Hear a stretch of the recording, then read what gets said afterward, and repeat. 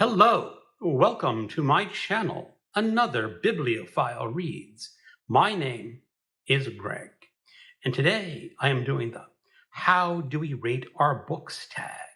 It was created by Emily at Novell Novels. I was tagged by Bad is Rad 2. I may have been tagged by someone else, but you know how tags sometimes escape you. I am very much behind on doing my tags. Um, Hopefully, this will kickstart me back into the habit of getting my tags out every week. And I want to go back and find that backlog of tags I haven't done yet. So, what is this tag? This is a fun, chatty tag to talk about how we rate our books. Here are some prompts. There are 9. How often do you DNF and what makes you DNF? I'm a fairly frequent DNFer. If I am not enjoying a book, if the book is not gelling with me, I will DNF. Now, those are two separate things. When I just don't like a book, it means I just don't like it. When it's not gelling with me, I realize that it's actually a pretty good book, but it may not be the right time for me to read the book, in which case I just put it back on my shelf to read later. The books that I do not like, I have no problem not finishing a book that I don't like. If I don't like it, why force myself to finish? I do not have this inner compunction to finish every book that I start. Because to be perfectly honest, some books really are not worth reading, at least by me. Number 2, do you rate 1-star books? Yes. Honestly, I rarely have to rate a book 1 star because if a book is turning out to be a 1-star book, you just DNF it. It's not something that you're going to want to finish. However, there are occasions when I do finish a book and rate it 1 star. Most commonly would be if it's read for a book group or the BookTube Prize. I have been a judge in translated fiction, fiction, and nonfiction for the BookTube Prize. And there has been at least one 1-star book in the translated fiction. That was My Brilliant Life by A.N. Kim. And it was just not a book that I should have ever picked up and tried to read. It is just outside my wheelhouse. And essentially, it was a book about a young boy with a devastating disease who was dying. It was very sentimental. Now, if you like sentimental books, you might like that book. I do not like sentimental books, so I absolutely rated it 1 star and feel totally justified rating it 1 star. Earlier this year, I was in a science fiction book group, and the book Little Brother by Cory Doctorow was picked. And the person who picked this did not realize it was a young adult book. And, I'm 58 years old. Stories about teenagers, let teenagers read about teenagers. That's all I can say. Now, I can say a little bit more. I thought the book had some serious flaws other than being written just for teenagers. But we'll leave it at that. So yes, I will rate 1-star books. I'd prefer never have to because I would just DNF those books. Prompt number 3. What is a 2-star book to you? A 2-star book is a book that is unsatisfactory for a number of reasons.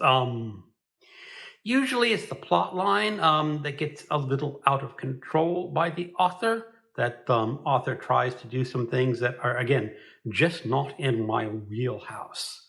Typically, that would be the author thinking, oh, if I do this, this book will be a really good movie.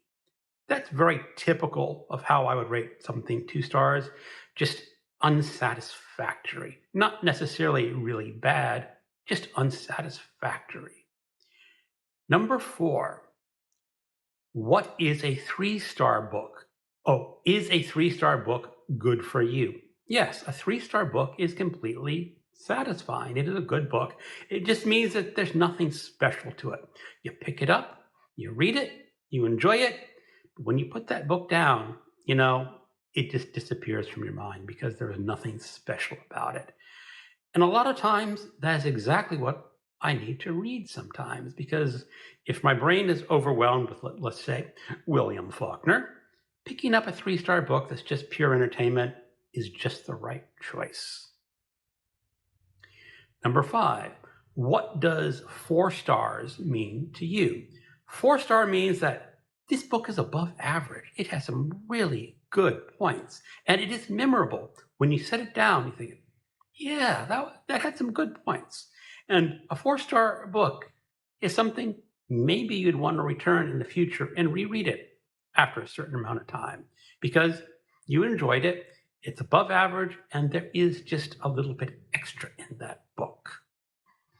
Number 6, do you ever do half-star ratings? Yes, I do. As I said in a previous video, I have my own internal database, and the star rating is just a numerical system. It's a decimal. I'll say it's a decimal with 2 points. So I have rated books like 3.75 stars.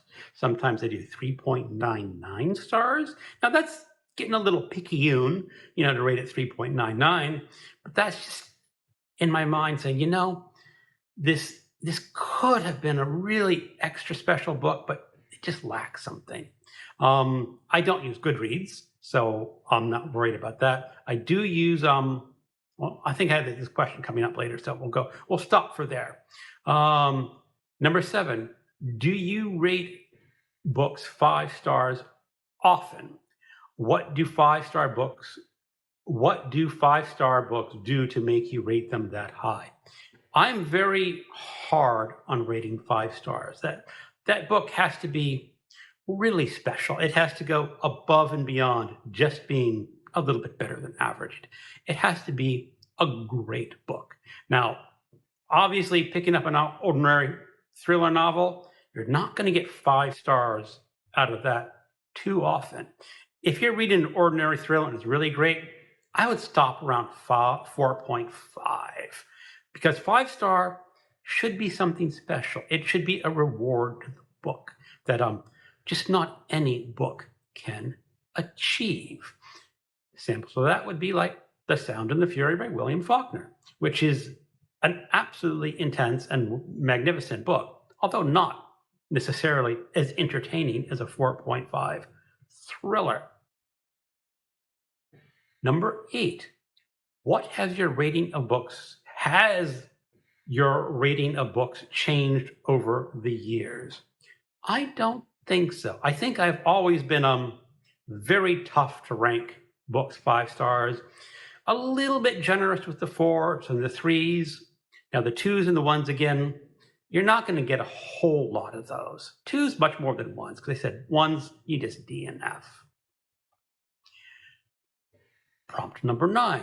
Where do you record your ratings of your books? As I said, in my personal database. On the internet, I belong to a site called Library Thing. I will be doing a full video on Library Thing in the future. And on Library Thing, you can rate books half stars. Now that is the end of the how do we rate our books. My one little coda is that I find this interesting because different people, of course, are going to have much different criteria for rating books. I used to work with a guy, 10 years ago, and we started talking about books. And for whatever reason, we got about rating books.